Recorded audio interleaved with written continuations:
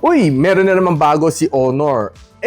Teka, bakit ganun ang pangalan nito? Yan na guys, Honor X9C Smart. Sobrang discriminating naman si Honor against yung mga users ng Globe and Dito SIM, don't you think? So does it mean na hindi gagana ang Globe SIM tsaka Dito SIM dito sa X9C Smart? But of course, I'm just kidding. This is their way of naming itong phone na ito, yung mga light version. Sa sobrang popular na X9C, they have to make a light version kasi hindi lahat ng tao can afford a 17,000 pesos na phone. So here comes a more budget-friendly na version, with of course, a little bit of compromise. But of course, with a little sacrifice sa kanyang specs, but same toughness pa rin ang meron dito sa phone na ito.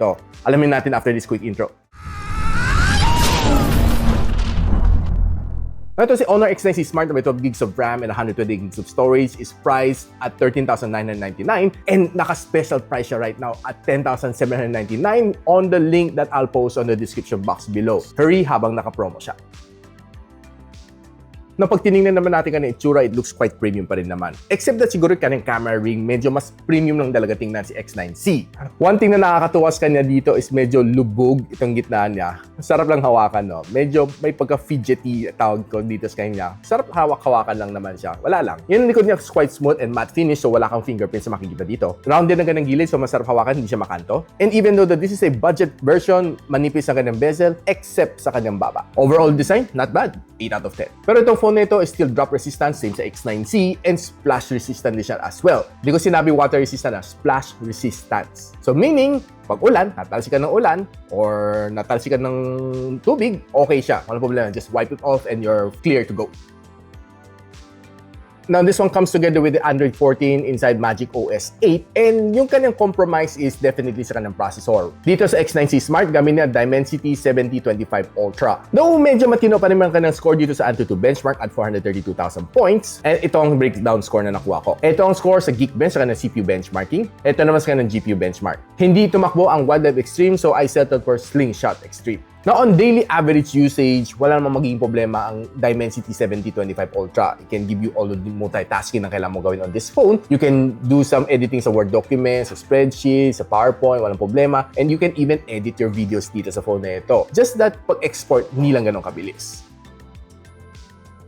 Pagdating sa battery, lumit din siya. And this time, it's still using the older lithium polymer na battery at 5,800 mAh. Unlike si X9C, bigger ang kanyang battery, 6,600, and silicon carbon na siya. This one can only charge up to 35 watts na fast charging, and meron din siya kasamang 5 watts na reverse wired charging in case na kailangan mo i-charge kaibigan mo in case of emergency or somebody else. Nung nirate ko naman ng battery nito on daily average usage, walang problema. Kaya na naman na magtagal ng one whole day, walang problema, as long as hindi ka nag-heavy gaming, hindi ka nag-heavy video recording, or hindi ka nag-heavy video chatting.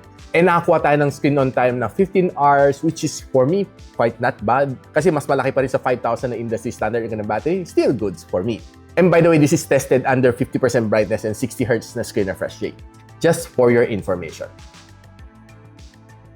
Now, pagdating sa kanyang display, meron ding konting sacrifices. It used to be AMOLED sa X9C, pero dito sa X9C Smart, it's just using a 6.8-inch TFT LCD display, pero meron pa rin siyang 120Hz of screen refresh rate and ang kanyang best brightness, pinaka-peak brightness na 850 nits. It can display you up to 1080p na video, and meron siyang 89% na screen-to-body ratio dahil malaki ang kanyang baba. Now, if you're browsing naman dito through socials, I don't think there's any problem. It doesn't mean na pag if you're using TFT LCD, mas pangit ang kanyang display compared sa AMOLED. Well, AMOLED would be brighter, mas sharper, mas black ang blacker. For me, ang display dito is still good. Wala kang maging problema if you're browsing sa social. You could hardly feel naman yung sobrang big jump na difference between this one and yung AMOLED display. Overall naman yung satisfaction ko when browsing socials is okay. Swiping is smooth naman dahil sa kanyang high refresh rate. If you're browsing through YouTube videos naman dito, I can say na okay pa rin naman siya. Wala kang maging problema dito. You're watching 1080p na videos dito, still sharp. And I would say na it's not as good as AMOLED display, but it still gets the job done.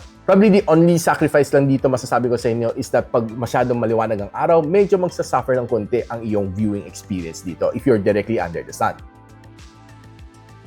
Now, we did play 2 games dito, Call of Duty Mobile and Farlight 84. Pagdating sa Call of Duty Mobile, I don't think there's any problem dito sa kanya, setting at the best graphical settings na kaya na ibigay sa'yo dito, and the gameplay was good.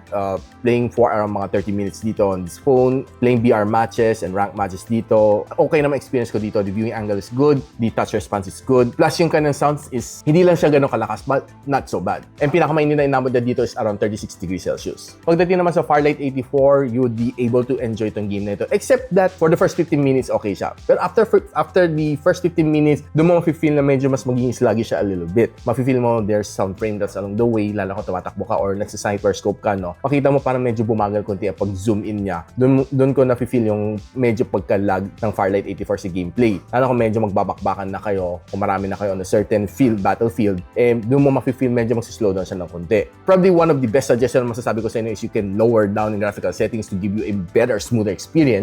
And pinakamainit na inabot ko dito after 30 minutes of gameplay, 39 degrees Celsius. Now, pag-uusapan natin ang kanyang camera performance. This one has a 108MP na main camera sensor and meron din siya 5MP na ultra-wide lens. This one can only shoot you up to 1080p and 30fps. And ang kanyang front-facing camera is a 16MP na camera shooter which can only shoot you also up to 1080 and 30.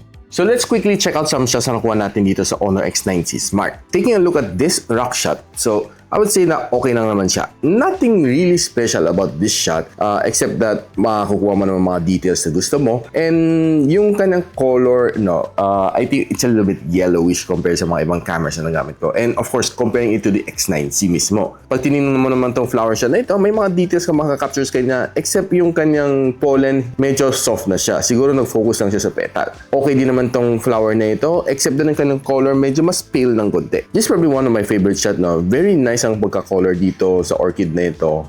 Medyo may pagka-blush pink lang siya. And halos ganun din naman nakita ko in actual. Take a look at this flower naman. Makita mo naman preserve naman mga details na nakuha natin dito sa kanya. And equally nice din itong flower na ito. Probably one of the few cameras that can give me a good shot dito sa purple na ito. And yeah, X9C was able to give me that. Easy mag-focus dito sa mga maliliit na flower na ito. And I have to say na this is just one shot lang, no? And walang kahirap-hirap mag-focus sa X9C Smart. Itong flower naman na ito, okay din mga pagkakuha sa kanya, except na medyo mas pale lang siya ng konti. If you move on indoors, you'd be able to get some nice shot naman if you're focusing on your subject and blurring it all the way to the background. And kita mo naman yung logo is clear naman siya, sharp pa rin. As well as this product shot, okay din naman siya. At ito mga coffee bags na ito, litaw na litaw lahat ng mga words dito na pag sinumin mo, mababasa mo pa naman lahat. Kahit itong mga maliliit na ito, whole bean coffee. Pag tinignan mo mga coffee beans na ito, surprisingly, very sharp pa rin siya and kita mo pati yung reflection ng ilaw. As well as focusing on this one, okay din siya and maganda rin yung kanyang pagka-background blur. Now, nilaro din naman natin yung kanyang ultra-wide lens. This is how it looks like. Normal.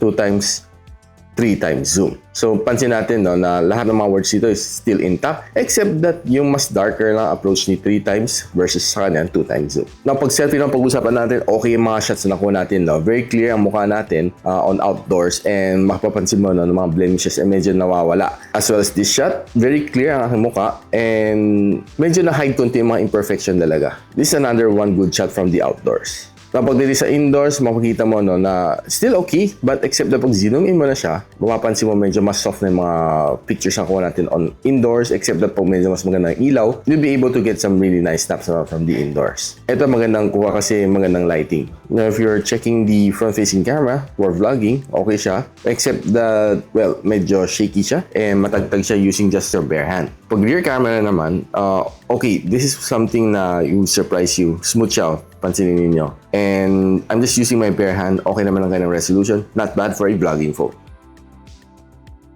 Na ano masasabi ko dito sa Honor X9C Smart? It's quite discriminating against Globe and Dito user, which I'm only just joking. But overall, the experience is not bad. Not as good as the X9C. Siyempre, this one, it's around mga 6,000 pesos cheaper. And definitely, there are some compromises. Processor, sa kanyang display, and definitely sa kanyang battery size. But if you're on a budget looking for a tough phone, make no doubt, this is a good option, si X9C Smart. Siguro yung next na X10C Globe. Just kidding. So if you're in the market hunting for a tough phone na below 11,000 pesos, this is currently just selling at 10,799, down from its 13,999 na price point. Hurry check the link on the description na ilalagay natin. The Honor X9C Smart. So if you like this video, don't forget to share it to your friends, and a quick sub sa aking channel is definitely awesome. I'll see you on my next video. And so, ako para si Richmond, and you're watching Gadget Sidekick. Like and subscribe to my channel. Don't forget to hit that notification bell. For one of my latest uploads, click the dito. And for one of my popular uploads, click here.